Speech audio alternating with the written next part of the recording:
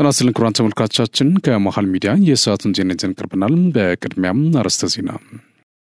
የፈረሰው ህወሓት በፌዴራል መንግስት ላይ ጦርነት ለመክፈት በከፍተኛ ዝግጅት ላይ ይገኛል ሲሉ በስፍራው የሚገኙ እማኞች ለመሃል ሚዲያ ተናገሩ። የትግራይ ዲሞክራሲያዊ ስምረት ፓርቲ ከመጪው ሰኞ ጀምሮ ከክልል እስከ ቀበሌ አደረጃጀቶችን የመመስረት ስራዎችና የአባላት ምልመላ ስራዎች እንደሚሰራ ገለጸ። ፓርቲው በዛሬው ዕለት በሽራተን አዲስ መግለጫ ሰጥቷል። እንመለከተዋለን። አሸባሪው ሸኔ በተወሰደበት እርምጃ ስጋት ወደማይሆንበት ደረጃ መድረሱ ተገለጸ። ከውጭ የእስራኤል ጦር በሰሜን ጋዛ አገልግሎት እየሰጠ የነበረው የመጨረሻው ሆስፒታል ህሙማን እና የጤና ባለሙያዎች ለቀው እንዲወጡ ትዕዛዝ መሰጠቱን ተከትሎ አገልግሎቱ መቋረጡን የተቋሙ ዳይሬክተር ገለጹ። ክቡራን ተመልካቾቻችን ከመሃል ሚዲያ እነዚህና ሌሎችም ዜናዎች ይዘን ቀርበናል። ካፍታ በኋላ እንመለሳለን። ዩቲዩብ ቻናሉን ሰብስክራይብ እንዲይዘቱን ላይክና ሼር በማድረግ የመሃል ሚዲያ ቤተሰብ እንድትሆኑ በአክብሮት እንጋብዛለን። አብራችሁ ነው።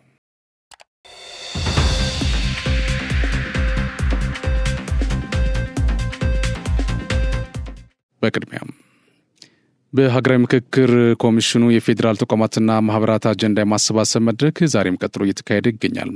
በሰባት ቡድኖች ተከፋፍለው ትናንት በአጀንዳ ሀሳቦቻቸው ላይ ሲመክሩ የነበሩት ተወያዮች ዛሬ በቡድኑ አባሎቻቸው የተሰበሰቡ አጀንዳዎች እያጠናቀሩ ነው። በዚህም የንዑስ ቡድኑ አጀንዳዎች ከተጠናቀሩ በኋላ በየቡድኑ ጸሐፊዎችና ሰብሳቢዎች አማካኝነት ለተሳታፊዎች በንባብ ይቀርባል። በመጨረሻም የንዑስ ቡድን ጠቅላላ አጀንዳዎች ተሰብስበው የሰባት ቡድን አጀንዳዎች የሚደራጅ ይሆናል። በአጀንዳ ማሰባሰቡ ላይ ማህበራትና ተቋማት፣ ፖለቲካ ፓርቲዎች፣ ተጽዕኖ ፈጣሪና የማህበረሰብ አንቂዎች፣ የዲሞክራሲና የሃይማኖት ተቋማት፣ የጸጥታና ደህንነት አካላት፣ የሚዲያ ተቋማት እንዲሁም የመንግስት ተወካዮች እየተሳተፉ ይገኛሉ። ኢትዮጵያ ከህንድ ጋር ያላትን ግንኙነት ወደ ላቀ ደረጃ ለማሸጋገር በቁርጠኝነት እንደምትሰራ በምክትል ጠቅላይ ሚኒስትር ማዕረግ የዲሞክራሲ ስርዓት ግንባታ ማስተባበሪያ ማዕከል ኃላፊና የብልጽግና ፓርቲ ምክትል ፕሬዚዳንት አደም ፋራህ ገለጹ። አቶ አደም ፋራህ የህንድ ፓርላማ ልኡካን በጽህፈት ቤታቸው ተቀብሎ አነጋግረዋል። የህንድ ፓርላማ አባል በሆኑት ሱፕሪያ ሱሌ ከተመራው ልኡክ ጋር የሁለቱ ሀገራት ግንኙነት በሚያጠናክሩ ጉዳዮች ላይ መምከራቸውን አቶ አደም ፋራህ ገልጸዋል። ህንድና ኢትዮጵያ ዘመናትን የተሻገረ ግንኙነት ያላቸው ሀገራት መሆናቸውንም ነው ያነሱት። ሀገራቱ በትምህርት፣ በጤና፣ በኢንቨስትመንት እንዲሁም በሰላም ዙሪያ ጠንካራ ግንኙነት እንዳላቸው ጠቅሰው ግንኙነቱ ወደ ላቀ ደረጃ እንዲሸጋገር ኢትዮጵያ በቁርጠኝነት ትሰራለች ብሏል። የጋራ ተጠቃሚነት ላይ የተመሰረቱ ስራዎችም ቀጣይነት ባለው መልኩ ገቢራዊ እንደሚደረጉ ነው የገለጹት። ኢትዮጵያ በየዘርፉ ለኢንቨስትመንት ምቹ ምህዳር የመፍጠር ስራዎችን በትኩረት እያከናወነች እንደምትገኝም አነስቷል። የህንድ ልኡካን ቡድን መሪ ሱፕሪያ ሱሌ በበኩላቸው ህንድ ከኢትዮጵያ ጋር ያላትን ግንኙነት በማጠናከር ለጋራ ተጠቃሚነት ትሰራለች ብለዋል። የገንዘብ ሚኒስቴር ታክስ ኦዲት የሚከናወንበትን ስርዓትና የታክስ ስሌት ማስታወቂያ የሚወጣበትን አኳኋን ለመወሰን መመሪያ ወጣ። መመሪያው ከሁለት ቀናት በፊት ጀምሮ ስራ ላይ ውሏል። መመሪያው ስለ አጠቃላይ ኦዲት ሲገልጽ የታክስ ባለስልጣን አጠቃላይ ኦዲት የሚያከናውነው በስጋት ግምገማ ወቅት ታክስ ከፋዩ በህግ በተደነገገው መሰረት የሂሳብ መዝገብ የመያዝ ገቢውን የማስታወቅና ታክስ የመክፈል ግዴታውን ያልተወጣ መሆኑ ሲታወቅና ይህም ሁኔታ የተለያዩ ታክሶችን የሚመለከት ሲሆን ነው ብሏል። ሌላ አይነት ኦዲት በመደረግ ላይ ባለበት ጊዜ የተገኙ ታክስ ከፋዩ የፈጸማቸው ተገቢ ያልሆኑ አድራጎቶች ኦዲት በማይሸፍናቸው በሌሎች ታክሶች ላይ ጭምር ውጤት ያላቸው መሆኑ ሲታወቅ እንዲሁም ታክስ ከፋዩ ኦዲት እንዲደረግ ሲጠይቅ እና በታክስ ባለስልጣኑ አጠቃላይ ኦዲት አስፈላጊ መሆኑ ሲታመንበት ነው ብሏል። በተጨማሪም አግባብነት ባላቸው በሌሎች የታክስ ህጎች በተገለጹ ሌሎች ምክንያቶች ታክስ ከፋዩ በጭብጥ ኦዲት ተደርጎ አከራካሪ ከሆነና በቅሬታ ጽህፈት ቤት በኩል አጠቃላይ ኦዲት እንዲደረግ ትዕዛዝ ሲሰጥ መሆኑን አመላክቷል። የታክስ ባለስልጣን አጠቃላይ ኦዲት በሚያከናውንበት ጊዜ ተገቢ ያልሆኑ የሂሳብ ስሌት፣ ግድፈት፣ ገቢን ማሳነስ፣ ተገቢ ያልሆነ የታክስ አሰያየም፣ በታክስ ማስታወቂያ ወይም ስሌት ረገድ የተፈጸመ ሌላ ማናቸውም ጥፋት ያለመኖሩን ለማረጋገጥ ሁሉንም ወይም የተወሰኑትን የታክስ አይነቶች በሚመለከት ዝርዝርና ጥልቀት ያለው ምርመራ ማድረግ እንዳለበት መመሪያው ላይ ሰፍሯል። ይህም የማጣራት ተግባር አግባብነት እስካለው ድረስ የህግ ድንጋጌዎችን ተከትሎ መፈጸም እንዳለበትም ይገልጻል። አሁን ከወደ ትግራይ በደረሰን የሰበር ዜና ህወሓት በፌዴራል መንግስት ላይ ጦርነት ለመክፈት በከፍተኛ ዝግጅት ላይ ይገኛል ሲሉ በስፍራው የሚገኙ እማኞች ለመሃል ሚዲያ ተናግረዋል። እንደ እማኞቹ ገለጻ ህወሓት የኤርትራን ወታደሮች የትግራይ ሰራዊት ልብስ በማልበስ ከፍተኛ ቁጥር ያለው የኤርትራ ሰራዊት ወደ ትግራይ በመግባት ላይ እንደሚገኝ አመላክቷል። ዛሬ ሌሊት በጣም ብዛት ያለው የኤርትራ ሰራዊት ወደ ትግራይ ላይ እየገባ እንደሚገኝም እማኞቹ አረጋግጧል።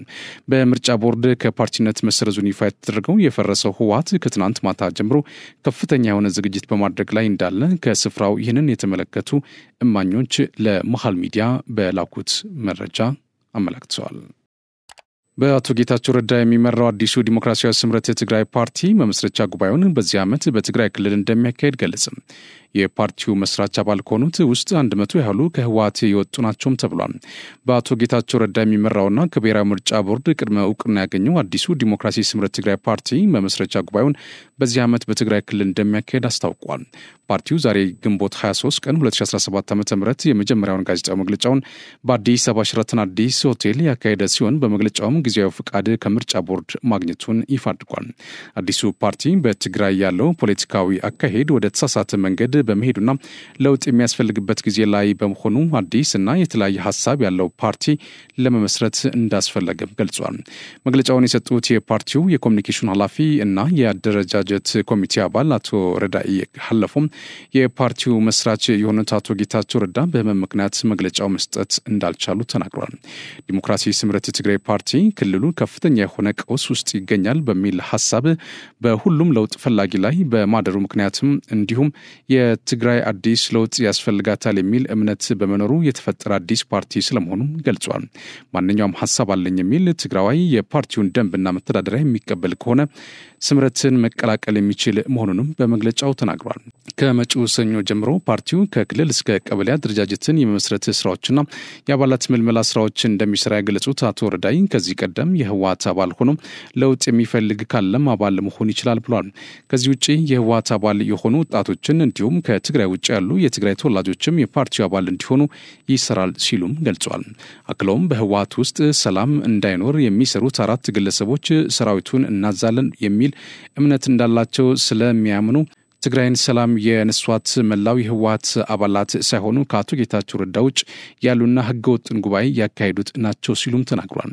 በአሁኑ ወቅት የፓርቲው መስራች አባል ከሆኑት ውስጥ 100 ያህሉ ከህወሓት የወጡ መሆናቸውና ከነዚህ ውስጥም ከ90% በላይ የሚሆኑት በትግራይ እንደሚገኙም አቶ ረዳኢ ገልጸዋል። ፓርቲው በትግራይ የተለያዩ መድረኮች እንደሚካሄዱ የተገለጸ ሲሆን ይህ ክረምት ሳይወጣ በትግራይ ጠቅላላ ጉባኤ እንደሚያካሄድም በመግለጫው አስታውቋል። የኢትዮጵያ ብሔራዊ ምርጫ ቦርድ በአቶ ጌታቸው ረዳ ለተመሰረተው አዲሱ የትግራይ ፓርቲ ዲሞክራሲያዊ ስምረት ትግራይ ስምረት ፓርቲ ጊዜያዊ የፖለቲካ ፓርቲዎች የምዝገባ ፍቃድ ባሳለፍነው ሳምንት መስጠቱ ይታወቃል። አዲሱ ፓርቲ የተመሰረተበት በትግራይ ያለው ፖለቲካዊ አካሄድ በተሳሳተ መንገድ በመሄዱና ለውጥ በሚያስፈልግበት ጊዜ ላይ በመሆኑ እንዲሁም አዲስ እና የተለየ ሀሳብ ያለው በማስፈለጉ እንደሆነም ተመላክቷል። ክልሉ ከፍተኛ የሆነ ቀውስ ውስጥ ይገኛል የሚል ሀሳብ በሁሉም ለውጥ ፈላጊ ላይ በማደሩ ምክንያትና ትግራይ አዲስ ለውጥ ያስፈልጋታል የሚል እምነት በመኖሩ የተፈጠረ ፓርቲ እንደሆነም በመግለጫው ተመላክቷል። ማንኛውም ሀሳብ አለኝ የሚል ትግራዋይ የፓርቲውን ደንብና መተዳደሪያ የሚቀበል እስከሆነ ድረስ ስምረትን መቀላቀል እንደሚችልም ተመላክቷል። አሸባሪው ሸኔ በተወሰደበት እርምጃ ስጋት ወደማይሆንበት ደረጃ መድረሱን ተገለጸ። በኦሮሚያ ክልል የቦረና ዞን ህዝብ የሰራዊት ደጀን ሆኖ አኩሪ ውጤት እንዲመጣ ወሳኝ ሚና መጫወቱን የጠቀሱት የኮር አዛዥ ኮሎኔል ግርማ አየለም በዞኑ አንዳንድ አካባቢዎች ይንቀሳቀስ የነበረው አሸባሪው ሸኔ በተወሰደበት ተከታታይ እርምጃ ስጋት ወደማይሆንበት ደረጃ ደርሷል ብሏል። በቦረና ዞን ሰላምና ደህንነት ለማረጋገጥ ለጸጥታ አካላት ሁለንተናዊ ድጋፍ በማድረግ አቅማቸውን ለመገንባት በርካታ ተግባራት መከናወናቸውን አዛዡ አስረድቷል። በዞኑ ህዝብ ዘንድ ከፍተኛ ተቀባይነት ያለው ኮሩ ባደረጋቸው የተጠናከሩ ዘመቻዎች አሸባሪው ሸኔ ከአጎራባች ሀገር ጋር በሚያዋስኑ አካባቢዎች ህዝባችን ላይ ያደርስ የነበረውን ግፍ መቀልበስ እንደተቻለ ኮሎኔል ግርማ አክለው ተናግሯል። የሞያሌ ከተማ አስተዳደር ከንቲባ አቶ ገልማ ክሩፒቻ ኮሩ በፈጸመው መልካም ስነ ምግባር ህዝቡን ከጸረ ሰላም ኃይሎች ጥቃት የሚጠብቅና ዞኑ ራሱን ችሎ ሰላሙን ማስቀጠል እንዲችል የሰው ኃይል ከማብቃት እስከ ቁሳቁስ የዘለቀ ድጋፍ ማድረጉን ገልጿል።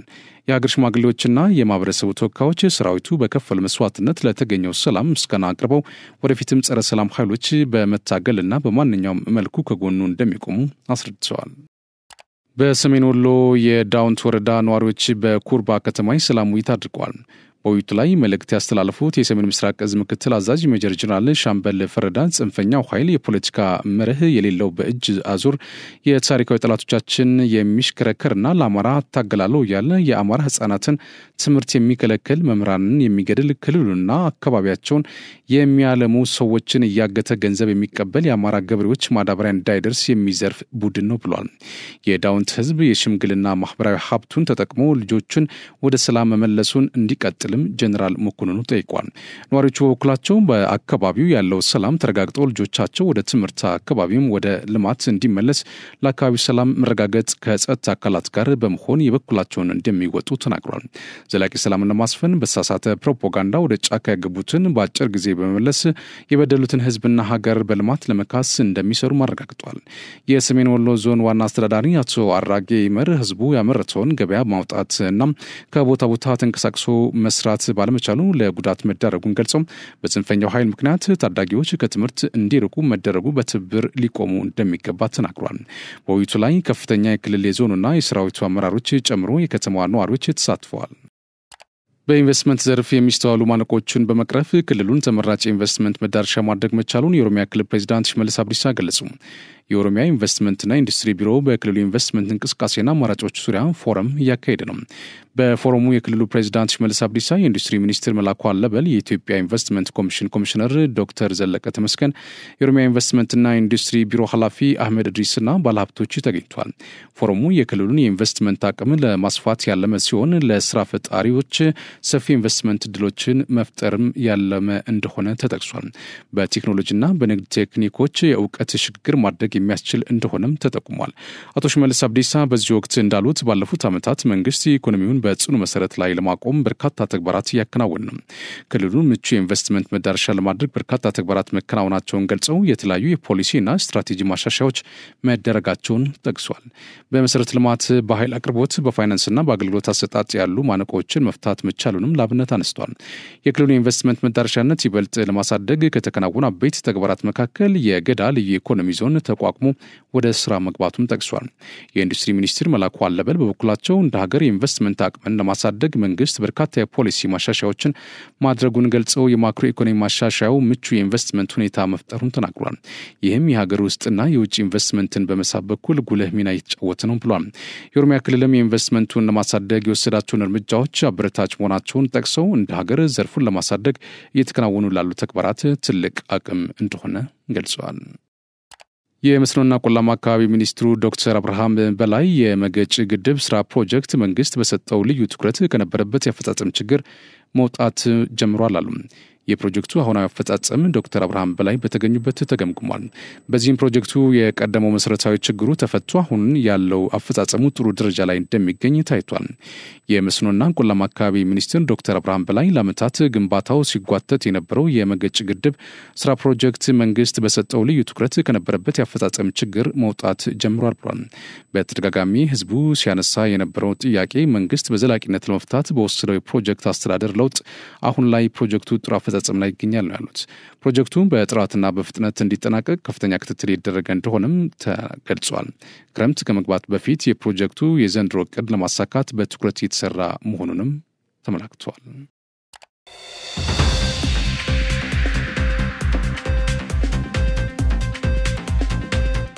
የዜና ወቅት የሚተላለፍላችሁ ከመሃል ሚዲያ ነው። ወደ ዜና አልፋለሁ። የእስራኤል ጦር በሰሜን ጋዛ አገልግሎት እየሰጠ የነበረው የመጨረሻውን ሆስፒታል ሁማንና የጤና ባለሙያዎች ለቀው እንዲወጡ ትዕዛዝ መስጠቱን ተከትሎ አገልግሎቱ መቋረጡን የተቋሙ ዳይሬክተር ገለጹ። ጦሩ ጃቢሊያ የሚገኘው አልአውዳ ሆስፒታል ለ2 ሳምንታት ከበባ ውስጥ ካስገባው በኋላ ሁማኑ እንዲወጡ መደረጉን ዶክተር መሐመድ ሳሌሂ ለቢቢሲ ተናግሯል። በአሁኑ ወቅት በሰሜን ጋዛ ሰርጥ አገልግሎት የሚሰጥ የጤና ተቋም እንደሌለም አክሏል። የእስራኤል መከላከያ ሰራዊት እስካሁን ድረስ በጉዳዩ አስተያየት አልሰጠም። የእስራኤል ጦር ሐሙስ ምሽት ግንቦት 21 2017 ዓ.ም አልአውዳ ሆስፒታልን ጨምሮ ነዋሪዎቹ ከአካባቢው ለቀው እንዲወጡ ትዕዛዝ አስተላልፏል። በአካባቢው የአሸባሪው እንቅስቃሴ አለ ያለው ጦሩ ጥቃቱንም እንደሚያሰፋ አስጠንቅቋል። ሆስፒታሉን ለቀን በመሄዳችን በጣም አዝናል፣ ነገር ግን የእስራኤል ወራሪ ኃይሎች እኛ ለቀን ካልወጣን ውስጥ ገብተው ያለውን ሁሉ እንደሚገድሉ አስፈራሩን ሲል ዶክተር ሳሌሃ ለቢቢሲ በላኩት የድምፅ መልእክት አስረድቷል። ሆስፒታሉን በቦምብ ይደብድቡት ነበር ነበር የሁማንና የሰራተኞችን ህይወት አስበን ወጣንም ብሏል። ሆስፒታሉ ሐሙስ እኩል ቀን ላይ ከታንኮች በርካታ የቦምብ እና ተኩስ ጥቃት እንደተፈጸመበት ዶክተሩ ገልጿል። ከዚያም በዚያኑ ቀን 7 ሰዓት ገደማ ሆስፒታሉን ለቀው እንዲወጡ የእስራኤል ጦር ትዕዛዝ ቢሰጣቸውም መጀመሪያ ላይ የጤና እንክብካቤ የሚያስፈልጋቸው ሁማን ስላሉ አልቀበልም ማለታቸው ገልጿል። ከ10 ሰራተኞቻቸው ጋር በሆስፒታል ለመቆየት ለጦሩ ሐሳብ ቢያቀርቡም የእስራኤል ጦር ፈቃደኛ አልነበረም። ከ7 ሰዓታት በኋላም ምሽቱ 2 ሰዓት ተኩል ገደማ ሁማኑ እና ሰራተኞች ሆስፒታሉን ለቀው ወጥቷል። የጤና ባለሙያዎች ሁማኑ ተሸክመው ከሆስፒታሉ ርቀው ወደ ቆሙ አምቡላንሶች ወስዷቸዋል ሲል የዘገበው ቢቢሲ ነው። ክቡራን ተመልካቾቻችን ከመሃል ሚዲያ ለሰዓቱ ያዝናቸው ዜናዎች እነዚህ ናቸው። ስለተከታተላችሁ እናመሰግናለን። ዝግጅቶች ይቀጥላሉ። በእኔ በኩል ጨርሻለሁ። በያላችሁበት ሰላም ሁኑ።